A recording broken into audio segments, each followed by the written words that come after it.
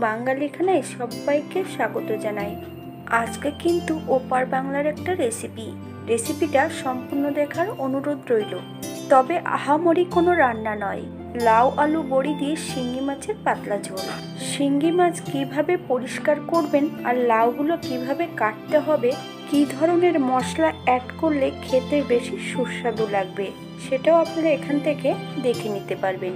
তবে আমার বাড়িতে কিভাবে শিঙ্গি মাছ রান্না করা হয় চলুন সেটা একবার দেখে নেওয়া যাক ভিডিওর মাধ্যমে। আজকে রান্না করব দেশি শিঙ্গি মাছের লাউ দিয়ে পাতলা ঝোল। এখানে আমি একটা মিডিয়াম সাইজের লাউ নিয়ে নিয়েছি, সঙ্গে নিয়েছি একটা আলু। লাউ এবং আলুর বেশ সুন্দর করে খোসাগুলো পরিষ্কার করে নিতে হবে।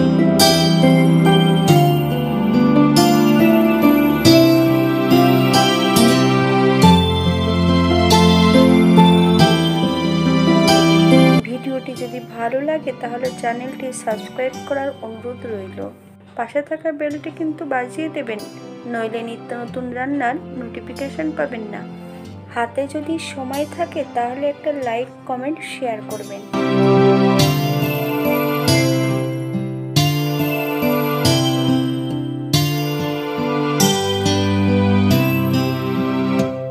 এই পর্যায়ে লাউ ও আলুর খোসাগুলো পরিষ্কার করে নিয়েছি। লাউ আর আলু কাটার আগে বেশ সুন্দর করে ধুয়ে নিতে হবে। লাউ এবং আলু বেশ ভালো করে ধুয়ে নিয়েছি। এই পর্যায়ে লাউটাকে বেশ ছোট ছোট টুকরো করে কেটে নেব। আপনারা আপনাদের পছন্দ মতন লাউ ও আলুগুলো কেটে নেবেন।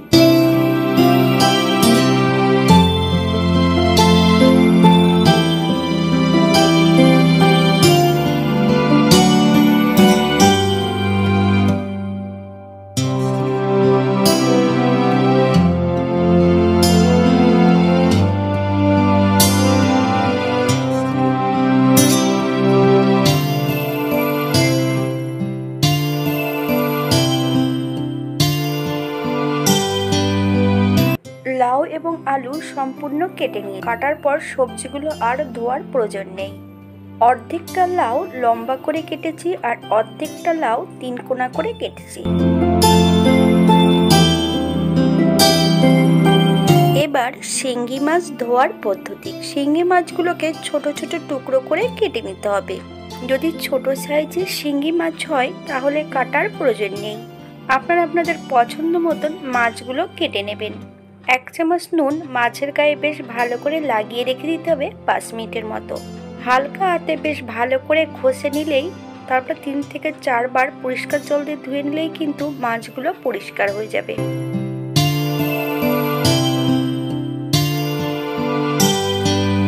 মাছগুলো বেশ ভালো করে ধোয়ার পর মাছের জল ঝরিয়ে নিতে হবে। 1 চামচ নুন আর 1 চামচ হলুদ গুঁড়ো, 1 চামচ কাঁচা সর্ষের তেল বেশ মাছের গায়ে ভালো করে মাখিয়ে নিতে হবে। আমি একই সঙ্গে আলুগুলোও নুন হলুদ লাগিয়ে নেব। এই পর্যায়ে সম্পূর্ণ মাছ ও আলুর গায়ে বেশ ভালো করে নুন হলুদ তেল লাগিয়ে নিয়েছি। 10 মিনিটের জন্য রেস্টে রেখে দিতে হবে। আপনাদের হাতে যদি সময় বেশি থাকে তাহলে বেশি সময় রেখে দিতে পারেন। একটা কড়াইতে বেশ কিছুটা সর্ষের তেল অ্যাড করেছি। তেলটা গরম হওয়া পর্যন্ত অপেক্ষা করতে হবে। এই পর্যায়ে অ্যাড করব 1/2 চামচ নুন। কড়ার গায়ে ভালো করে লাগিয়ে নিতে হবে খুন্তি দিয়ে। এক এক করে সম্পূর্ণ মাছগুলো তেলের মধ্যে অ্যাড করতে হবে। উল্টিয়ে পাল্টিয়ে বেশ ভালো করে মাছগুলো ভেজে নিতে হবে। তবে জ্যান্ত মাছ যদি হয় তাহলে সঙ্গে সঙ্গে তেলের মধ্যে দিয়ে উল্টিয়ে নিতে হবে, নইলে কিন্তু মাছগুলো এঁকে বেঁকে যেতে পারে।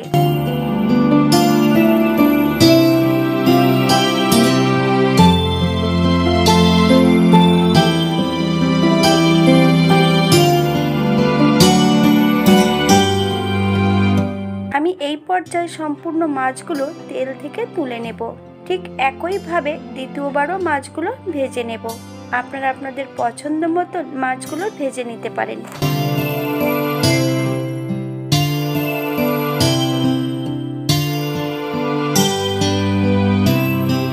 সম্পূর্ণ মাছগুলো ভেজে নিয়েছি। এই পর্যায়ে সম্পূর্ণ আলুগুলোও ভেজে নিতে হবে। একই তেলে রান্না করব। ফোড়নে রেখেছি 1 চামচ জিরে। জিরেটা আমি হাতে করে কেটে রেখে দেব। একই তেলে বেশ কিছুটা বিউলির ডালের বড়ি বেশ ভালো করে ভেজে নেব। আপনারা আপনাদের পছন্দ মতন বড়িগুলো ভেজে নিতে পারেন।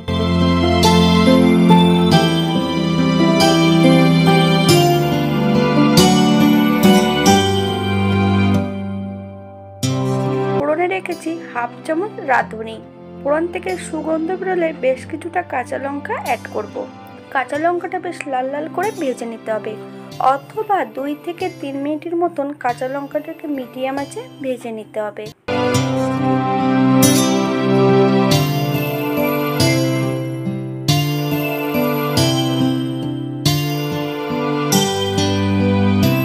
এই পর্যায়ে অ্যাড করতে হবে সম্পূর্ণ কেটে রাখা লাউ।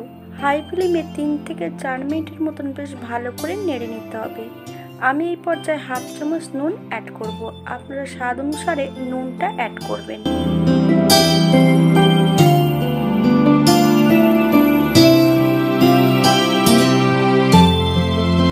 এই পর্যায়ে সম্পূর্ণ আলুগুলো অ্যাড করব।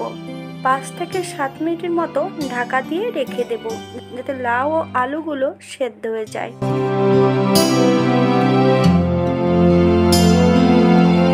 7 মিনিট পর আলু ও লাউগুলো সেদ্ধ হয়েছে কিনা একবার চেক করে নিতে হবে। এই পর্যায়ে কিছু বাটা মশলা অ্যাড করব। 2টো শুকনো লঙ্কা, একটু আদা, জিরে বেশ মিহি করে বেটে নিয়ে দিই 1 চামচ অ্যাড করব। হাই ফ্লেমে 2 থেকে 3 মিনিটের মতন মশলা ও সবজি দিয়ে বেশ ভালো করে কষিয়ে নিতে হবে। এই পর্যায়ে অ্যাড করব মিডিয়াম সাইজের একটা টমেটো। আপনারা যদি পছন্দ করেন তাহলে পরিমাণে বাড়িয়ে দিতে পারেন।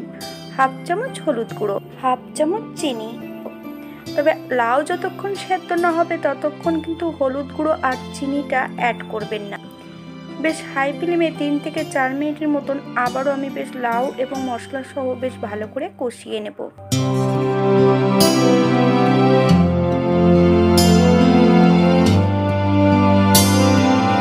এই পর্যায়ে 2 কাপ ফুটান্ত গরম জল অ্যাড করব।